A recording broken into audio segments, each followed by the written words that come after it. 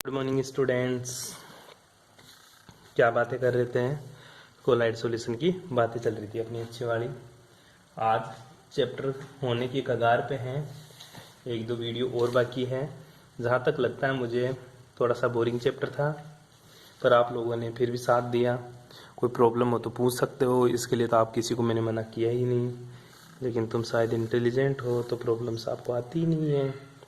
ठीक है, आगे देखिएगा। आज जो बातें करेंगे वो बातें करने से पहले आपके लिए मैं एक इम्पोर्टेंट न्यूज़ बता देता हूँ। ठीक है बेटा जी, देखिएगा। आपको ये नहीं पता राजस्थान यूनिवर्सिटी में प्रैक्टिकल कैसे होते हैं। आपको ये ज़रूर पता है कि गुरुजी हमने 12वीं क्लास में प्रैक्टिकल देख के आए हैं। बस ये होता है 12वीं क्लास में कि स्कूल वाले पैसे खिला देते हैं, हमारे नंबर पूरे में से पूरे चले जाते हैं।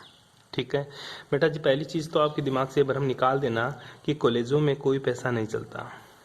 ठीक है, कॉलेजों में आने वाले को कोई पैसा नहीं खिलाया जाता। ठीक है, उसके मूड के ऊपर डिपेंड होता है कितने नंबर देके जाएंगे।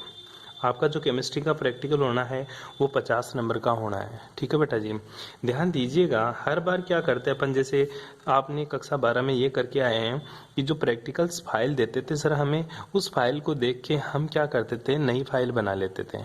ठीक है, ना कोई हमें प्रैक्टिकल करवाया जाता था लैब में, और करवाया भी जाता था तो छोटी मोटी टाइट्रेशन आपको करवा देते थे। ठीक है, पिंक कलर दिखाना आपकी हॉबी बन चुकी थी। ठीक है, तो वो चीजें हैं जी। अब अपने यहाँ पे क्या करेंगे वो देख ले एक बार के लिए।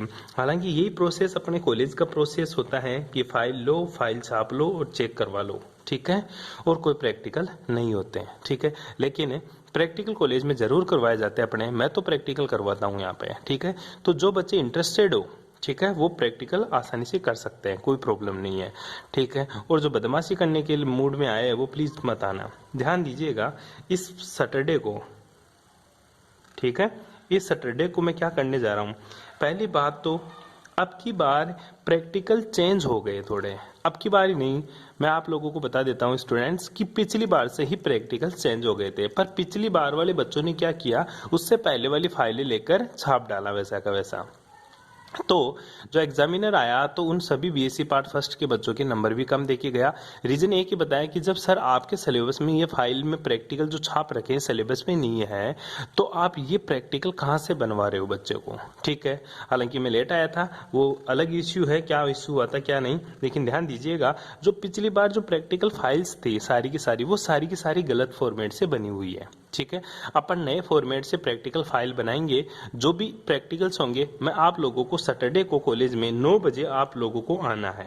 ठीक है, तो 9 बजे आप लोगों को मैं सैटरडे कॉलेज में आप लोगों को इन्फॉर्म कर दूंगा वहां की कैसी फाइल बनानी है, आप लोगों को क्या रिकॉर्ड करना है उसमें। ठीक है, मैं हर एक प्रैक्टिकल करवाऊंगा।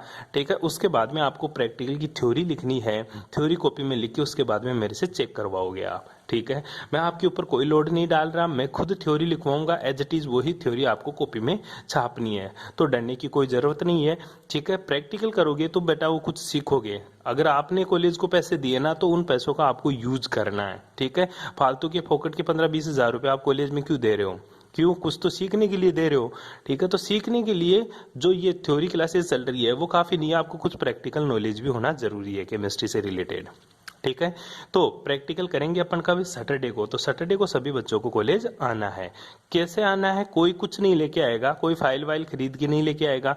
मैं बताऊंगा कौन सी फाइल लेनी है, सिर्फ एक इंट्रोडक्शन करेंगे अपन कब? सैटरडे को, एक केमिस्ट्री लैब का, कि केमिस्ट्री लैब में अपने क्या रखा हुआ है, क्या चीजें हैं, क्या प्रैक्टिकल्स होते हैं, कैसी क्या चीजें होती है, वो सारा चीजें अपन देखेंगे। एक दो एक्सपेरिमेंट भी आपको, थोड़ा सा अच्छे अच्छे वाले एक्सपेरिमेंट भी बताऊंगा, तो वो चीजें करेंगे अपन। ठीक है, तो सैटरडे को सबको कॉलेज आना है। दूसरा, मैं उन स्टूडेंट्स को बोल दूं जो इंग्लिश मीडियम से हैं, वो प्लीज जरूर कॉलेज आए, और अपने पास जो भी इंग्लिश का मटेरियल है, ठीक है, जो बुक्स है आपके पास, जो कोई भी पेपर्स होंगे, जो बीएससी का मटेरियल है इंग्लिश मीडियम में, वो प्लीज साथ लेके आए बुक्स वगैरह। क्यों? मुझे पता है जो मैंने पढ़ाया ना, आप तो बोलोगे नहीं, लेकिन मैं बता देता हूँ, मैंने जो पढ़ाया ना वो मोस्टली हिंदी मीडियम्स के रिलेटेड था। लास्ट के 2-3 वीडियो मैंने इंग्लिश मीडियम को लेकर पढ़ाया है, लेकिन फिर भी उनके साथ खिलवाड़ हो रहा है, उनको नहीं समझ में आ रहा है इंग्लिश में कि गुरुजी ऐसा क्या हो रहा है हमारे साथ। ठीक है, हिंदी मीडियम वाले बच्चे तो आसानी से कैच कर लेंगे, उनको कोई प्रॉब्लम नहीं है। अगर फिर भी उनके पास कोई प्रॉब्लम हो तो वो प्लीज पूछ पूछ लेना आकर, ठीक है। अपनी प्रॉब्लम साथ लेके आए सैटरडे को।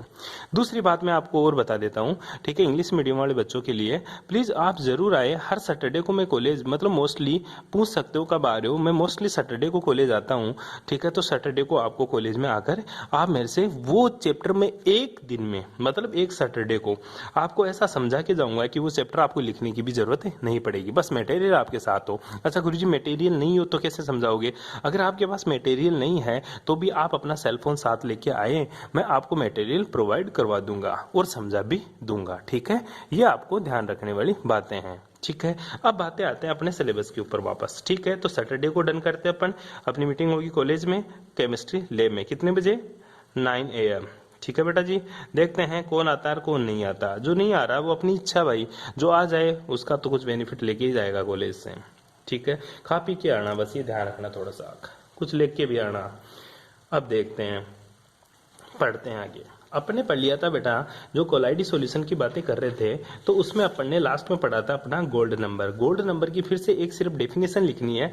स्वर्णांक या स्वर्ण संख्या किसी रक्षी कोलाइड, ठीक है, किसी रक्षी कोलाइड मतलब द्रव श्रेणी लायोफिलिक सॉल्यूशन की मिलीग्राम में वह मिनिमम क्वांटिटी है जो सोडियम क्लोराइड के 10% विलियन के लिए पर्याप्त है, ठीक है। ये चीजें आपको लिखनी थी, वो एक डेफिनेशन थी, वो लिखनी है। मैं भेज दूंगा आपको नोट्स, कैसे लिखोगे मैं बता दूंगा। आज जो बात करेंगे वो बात करेंगे बेटा, आज पढ़ेंगे अपन पायस। क्या पढ़ेंगे? पायस। बड़ा इंटरेस्टिंग टॉपिक है पायस, ठीक है। या इसको बोलते हैं दर्व सोल, ठीक है। दर्व सोल, ठीक है। पायस को इंग्लिश में क्या बोलेंगे? इमल्सन। क्या बोलेगा? इमल्सन, ठीक है। लिक्विड इन लिक्विड सोल, ठीक है। पहली बात तो गुरुजी पायस क्या होता है, ठीक है बेटा, ध्यान दीजिएगा। जो इमल्सन होता है तेरा, ठीक है, पायस होता है। जो इमल्सन होता है तेरा, हिंदी में इमल्सन भी लिख देते हैं इसको कभी कभी। ये क्या होता है गुरुजी? ये लिक्विड में ही सॉल्यूशन होता है। मतलब इसमें जो इसके अंदर जो डिस्पर्स्ड फेज होता है, ठीक है, इसके अंदर जो डिस्पर्स फेज होता है, ठीक है, वो भी लिक्विड होता है। और जो लिक्विड है वो जो डिस्पर्सन मीडियम होता है, ठीक है, डिस्पर्सन मीडियम, ठीक है, वो भी क्या होता है? लिक्विड होता है। कहने का मतलब ये है पाइस या दर्व सोल, दर्व का दर्व में सोल, हिंदी में क्या बोलेंगे? दर्व का दर्व में सोल। अर्थात इसमें इमल्सन में डिस्पर्स फेज भी लिक्विड और डिस्पर्सन मीडियम भी क्या होता है? लिक्विड होता है। तो ध्यान दीजिएगा हिंदी मीडियम के बच्चे, पायस ऐसा कोलाइडी विलियन को कहते हैं, पायस ऐसे कोलाइडी सोल को कहते हैं जिसमें परिक्षिप्त प्रावस्था व परिक्षेपण माध्यम दोनों ही क्या होते हैं? दर्व होते हैं। दोनों ही क्या होते हैं? दर होते हैं। इसको तो परिक्षिप्त प्रावस्था क्या बोलेंगे? इसको परिक्षिप्त प्रावस्था, ठीक है। और इसको क्या बोलेंगे? परिक्षेपण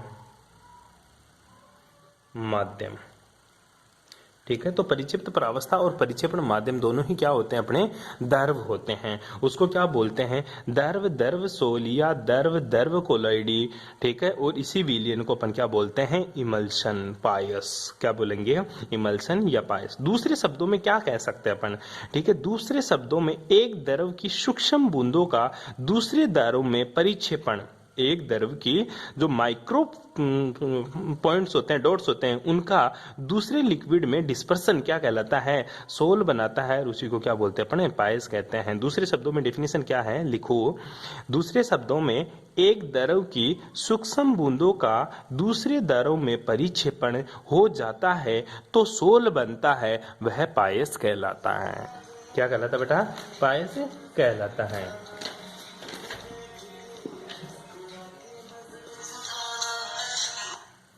ठीक है, मतलब क्या हो गया? सीधी सी बात यह है सर, एक द्रव की, ठीक है, ये जो परिक्षिप्त प्रावस्था वाला लिक्विड है ना, इसकी कुछ बूंदे इसके अंदर अगर क्या हो जाए, डिस्पर्स हो जाए, क्या हो जाए, डिस्पर्सन हो जाए इन बूंदों का, तो क्या बनाएगा, वो इमल्सन बनाएगा। क्या बनाएगा, इमल्सन बनाएगा। फॉर एग्जाम्पल अगर बात करें, जैसे दूध एक ऐसा पायस होता है जिसमें द्रव वसाएं जल में विसरित होती है। दूध को तूने देखा होगा, दूध किसकी तरह दिखाई देता है गुरुजी, पानी। उसमें होता क्या है, पानी होता है और उसमें क्या होता है, द्रव वसाएं होती है। इसीलिए तो बोलते हैं इसको कि जो तेरा मिल्क होता है वो कंप्लीट फूड होता है। क्यों होता है, जो ये लिक्विड फैट्स होते हैं ना इसमें सारे के सारे, ये किसमें डिजोल्व रहते हैं, वाटर में डिजोल्व रहते हैं। तो ये लिक्विड फैट्स होते हैं जो तो होते हैं कम मात्रा में, मतलब ये तो तेरा डिस्पर्स फेज होता है। और जो वाटर होता है ये ज्यादा मात्रा में होता है, इसलिए इसको डिस्पर्सन मीडियम बोलते हैं। तो तेरा जो मिल्क होता है ये एक तरह से क्या है, इमल्सन है। क्या है बेटा, इमल्सन है। कोई दिक्कत है और बताऊं, जैसे नाइट्रोबेंजीन होता तेरा C6H5NO2, अगर नाइट्रोबेंजीन को किसमें ऐड कर दे, तू वाटर में ऐड कर दे तो, और इसको क्या कर दे तू, इसको हिलाए, ठीक है, इसको हिलाने पर, ठीक है, हिलाने पर क्या बनता है, पायस बनता है।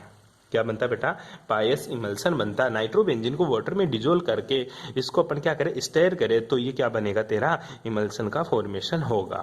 ठीक है, तो पायस की डेफिनेशन क्या लिखेगा, ऐसा कोलाइडी विलयन है जिसमें परिक्षिप्त परावस्था व परिक्षेपण माध्यम दोनों ही द्रव हो। द्रव द्रव सोल या द्रव द्रव कोलाइडी या विलयन को पायस कहते हैं। दूसरे शब्दों में बोले तो एक द्रव की सूक्ष्म बूंदों का दूसरे द्रव में परिक्षेपण हो जाता है तो जो सोल बनता है उसे क्या बोलते हैं, पायस कहते हैं। उदाहरण क्या देगा, जैसे पानी, जैसे दूध, दूध मेरा एक पायस है। क्यों, क्योंकि दूध के अंदर पानी में द्रव वसाएं डिजोल्व रहती हैं, घुली हुई रहती है, तो ये एक मेरा पायस का उदाहरण होता है। ठीक है, अब चलते हैं पायस का वर्गीकरण। ठीक है, क्या बेटा, पायस का वर्गीकरण, पायस का वर्गीकरण।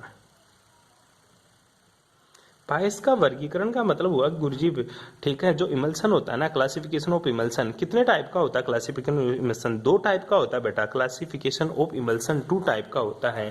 कौन कौन सा, पहला तो होता है बेटा वाटर इन लिक्विड।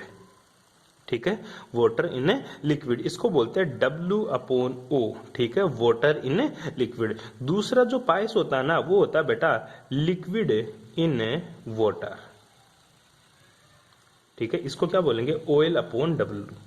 ठीक है, O का मतलब ऑयल, W का मतलब तेरा वाटर। 2 तरह के पायस होता है गुरुजी, एक तो पानी में लिक्विड हो, पानी में लिक्विड हो, जल में क्या हो, द्रव हो। दूसरा द्रव में क्या हो, जल हो। तो बताएं यहां पे जो डिस्पर्स फेज है, ठीक है, जो डिस्पर्स्ड फेज है, ठीक है, वो क्या है, water in liquid. Guruji disperse phase water है।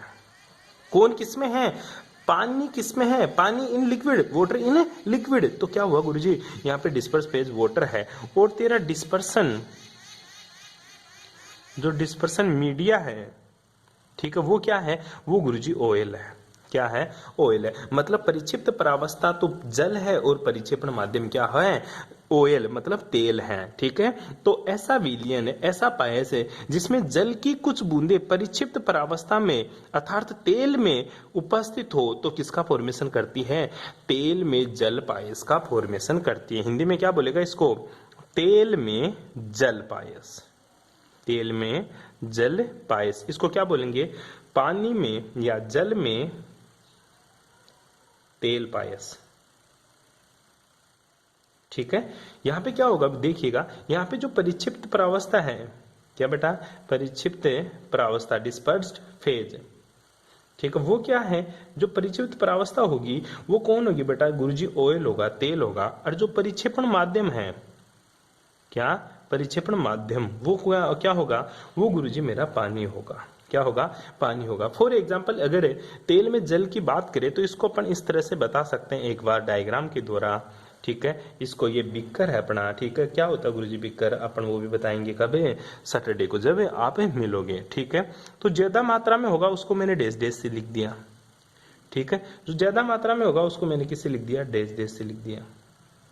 ठीक है, यहाँ पे ज्यादा मात्रा में कौन होगा बेटा, यहाँ तो डिस्पर्सन मीडियम क्या है गुरुजी, ऑयल। ठीक है, जो डैश डैश से किया वो तो क्या है मेरा, ठीक है, सोरा, जल में, ये क्या है, जल में तेल, और यहाँ क्या है, तेल में जल। ठीक है, तो ये जो डैश डैश वाला है वो क्या है, तेरा तेल है।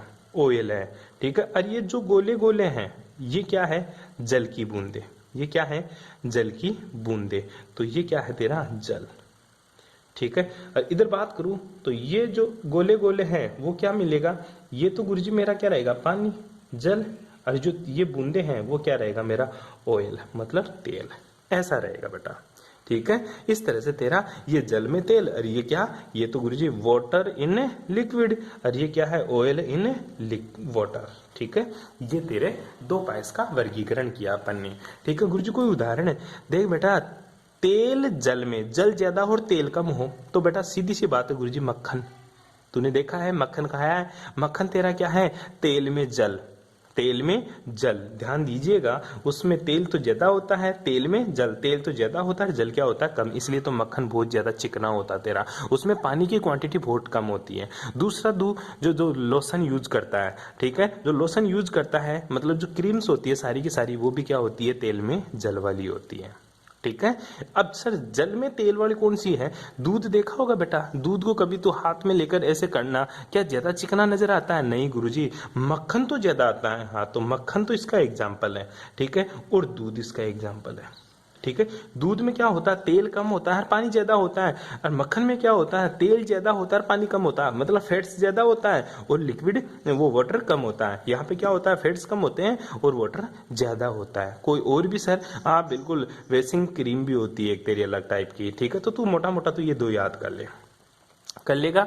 सिंपल सी चीजें बताइए आप लोगों को मैंने कि पायस का वर्गीकरण कैसे करते हैं, कोई दिक्कत नहीं आता। कि एक होता है गुरुजी, ये जो पायस है इसके बनाने की विधि, पायस के बनाने की विधि, पायस की बनाने की विधि, method of preparation of emulsion, method of preparation of emulsion, की पायस कैसे बनाते हैं वो पढ़ेंगे अपन बेटा जी नेक्स्ट क्लास में। Thanks for cooperation.